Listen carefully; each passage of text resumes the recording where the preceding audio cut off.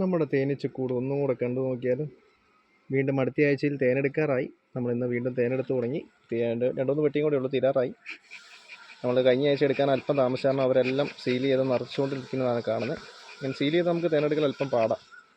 പിന്നെ ഒരു ഗുണമുള്ളത് ജലാംശത്തിൻ്റെ അളവ് കുറയും എന്നുള്ളത് മാത്രമേ ഒരു ഗുണമുള്ളൂ. ലോകത്തിലെ ഏറ്റവും വിദഗ്ധരായ വെൽഡിംഗ് തൊഴിലാളികൾ കൂടിയാണ് ഈ തേനീച്ചകൾ.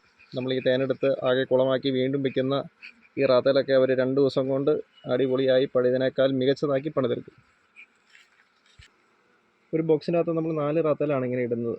ഇതിങ്ങനെ വീർത്ത് വന്നു കഴിയുമ്പോൾ ആദ്യം ഇടുമ്പോൾ നമുക്ക് ചെറുതായിട്ട് തോന്നും, എങ്കിലും തേൻ നിറഞ്ഞു വന്നു കഴിയുമ്പോൾ നാളത്തിന് തന്നെ സ്ഥലമില്ലാത്ത രീതിയിൽ ഇതിങ്ങനെ വീർപ്പിക്കും തേനീച്ചകൾ. അതിൻ്റെ താഴെയാണ് അതിൻ്റെ മദർ ഷെൽ എന്ന് പറയുന്നത്. അവിടെയാണ് അതിൻ്റെ കുഞ്ഞുങ്ങളും അവരുടെ പൂമ്പൊടി കാര്യങ്ങളൊക്കെ വിരിച്ചു വയ്ക്കുന്നത്. അവിടെ നമ്മൾ ഒരിക്കലും തേനെടുക്കാറില്ല. നമ്മളതിൻ്റെ മുകളിലേക്ക് വെച്ച് കൊടുക്കുന്ന ഇവിടെ മാത്രമേ തേനെടുക്കാറുള്ളൂ. ഇതാണ് നമ്മൾ തേനെടുത്ത് കഴിയുമ്പോഴുള്ള സ്ഥിതി എന്ന് പറയുന്നത്.